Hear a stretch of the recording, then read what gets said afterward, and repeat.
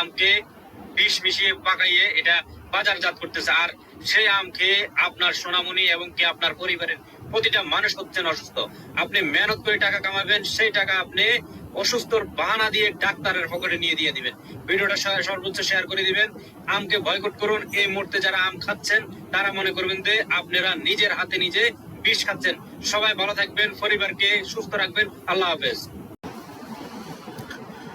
স্বাগত জানাই এই ভিডিওতে। একটা জাতি, বিশেষ করে মুসলিম জাতি, কতটা অসভ্য, বর্বর, নীতি নৈতিকতা বিবর্জিত, অধঃপতিত হতে পারে তার উজ্জ্বল নিদর্শন এই ভিডিও। বয়ান তো শুনলেন, আমি সাক্ষী দিচ্ছি, মাথায় টুপি নিয়ে। মসজিদ তো সামনে নাই, না হলে মসজিদের কথাও বলতাম। তো পশ্চিম দিকে ফিরে আছি, অবশ্য সামনেই আমার কাবা, অনেক দূরে, কয়েক হাজার মাইল দূরে, যাই হোক। আমাদের বাড়ির সব আম গাছের আম পাড়ার দায়িত্ব মনে হয় আমারই ছিল। যাই হোক, আমার শখও ছিল, এত আম গাছে চড়ছি, কোন গাছে চড়ি নেই।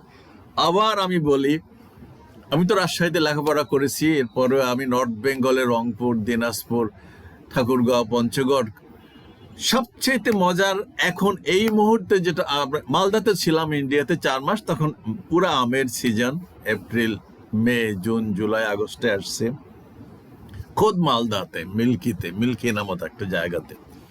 সো কে কিভাবে মনে করবে না করবেন আমি জানি না।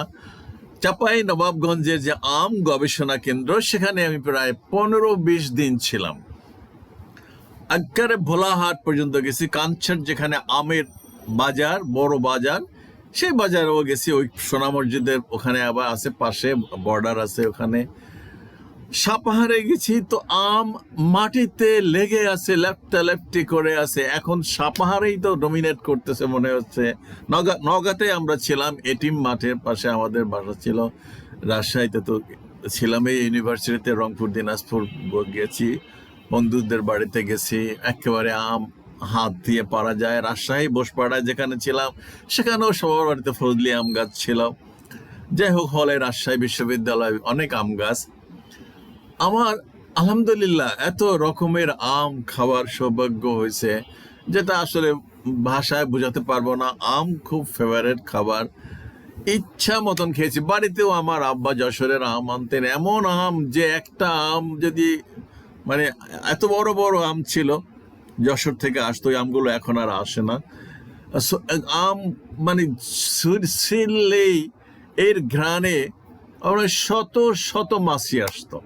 ভাদ্র আশ্বিন মাসে ওই আমগুলো আসতো। আব্বা কিনতেন 5 কেজি বা 10 কেজি পাল্লা হিসাবে। ছোলা খাওয়ার জন্য আমরা অপেক্ষা করতাম, মা ছেলে ছোলা দিত। অসাধারণ মিষ্টি ছিল ওই আমগুলো। যাই হোক, আলহামদুলিল্লাহ এখনো আমি আম খাই, তো ওরকম তো আর আম খাই না, এখন তো বয়স হয়েছে আর কি, আম থাকে ঘরে।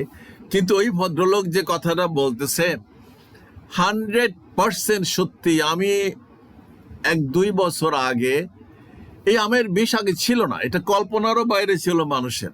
ওই যে কি দেয় এগুলো করতো না মানুষের। যাই হোক, এই রাষ্ট্র, এই গজবের রাষ্ট্র, এই অধঃপতিত রাষ্ট্র এগুলো দেখেও না দেখার বান করছে। আর দেখবে কিভাবে, দলীয় লোকেরা যখন আম বাগান করে বা আমের ব্যবসা করে, তখন ওইগুলো মারে, এগুলোর যেন কি একটা বলে, কার্বাইড নাকি দিয়া পাকায়, রং করে, ইত্যাদি ইত্যাদি। তো আমি একবার আম কিনলাম, ন্যাংরা আম সম্ভবত এটা। আমটা কিনে আমার যে একটু কেমন কেমন লাগলো আর কি। তো সেই আম দেখি 15 দিনেও পচে না। আর ন্যাংরা আম তো 2-3 দিনে পেকে যায়। এত সুন্দর ঘ্রাণ ন্যাংরা আমের। যদি ওর চাইতে উন্নত মানের আম আমি বলবো এখন এই আম্রপালি, যেটাকে রূপালি বলে, এটার অ্যাকচুয়াল নাম আম্রপালি। অনেক কাহিনী আছে এটার পিছনে, এই আম্রপালির নাম হওয়ার পিছনে, আমি অনেক আগে পড়ছি এটা। যাই হোক, আরেকটা আম ছিল যেটা সুরমাই ফজলি, ফোটা ফোটা লম্বা একটু, আমটা চিকন পাতলা। ওই আমটা ঘ্রাণ অতি সুন্দর, চমৎকার স্বাদ। আরো কত রকমের খিরসাপাত, এই সে নানান ধরনের আম আছে, অনেক আম আছে। এখন তো সূর্যপুরি, অমুক তমুক, কত দামি দামি আম আসতেছে, এগুলো হাড়ি ভাঙ্গা, অমুক তমুক, অনেক আম। যাই হোক, অনেক ভ্যারাইটি, শত শত রকমের আম আছে সারা পৃথিবীতে। আমি হংকংয়ে 350 টাকা দিয়ে একটা আম কিনলাম, তখন মার্চ এপ্রিল মাস। সো এতই মজার সেই আমটা যে আমি আসলে ভাষায় বোঝাতে পারবো না। 350 টাকা, এটা 91 সালে একটা আম কিনেছে। আমটা বেশ লম্বা, খুবই সুন্দর সুঘ্রাণ, চাইনিজ আম। তো চায়না তো আসলে ফলের রাজত্ব। তো আমি আমটা খেয়ে, ওখানে তো খাওয়া দাওয়ার তো সমস্যা আছে আমাদের বাংলাদেশ থেকে গিয়ে। যাই হোক, ভাত টাত পাওয়া যায় একটা, ওখানে চুংকিং প্লাজা আছে ওখানে। ও সাধারণ একটা আম ছিল সেই আমটা। যাই হোক, আল্লাহ তাআলা বহুত আম খাওয়ার সুযোগ দিচ্ছে। কিন্তু এই গজবের রাষ্ট্রে এই যে আমে শুধু নয়, এমন কোন যে সমস্ত খাবার দাবার তৈরি হচ্ছে ভালো ভালো নামি দামি বেকারিতে, মিষ্টির দোকানে, এইটা কোনো সভ্য দেশে হতে পারে? আর আমি বলবো, এই যে একটা জাতি, বিশেষ করে মুসলিম জাতি, কতটা অসভ্য, বর্বর, নীতি নৈতিকতা বিপর্জিত, অধপতিত হলে পরে এই কর্মগুলো করতে পারে, যে খাবার দাবারে ছেলে মেয়ে, মা বাবা, ভাই বোন, আমরা সবাই খাচ্ছি। ওরা একবারও চিন্তা করে না যে এই খাবারগুলো, এই আমগুলো মানুষে খাবে, আমাদের এই সমাজের লোকেরা খাবে। আমি জানি না আসলে, আর হবেই বা না কেন। এটা যারা রাষ্ট্রের উপরে বসে থাকে সেইগুলোই তো চরিত্রহীন, লম্পট, 2 নম্বর লুটেরা, চোর, ডাকাত, বাটপার। আর এই মোল্লারা খালি দোয়া করে এদের জন্য, আল্লাহ এদের ক্ষমতার জন্য, এদের মোটা তাজা হওয়ার জন্য, এদের ক্ষমতা সুসংগত করার জন্য।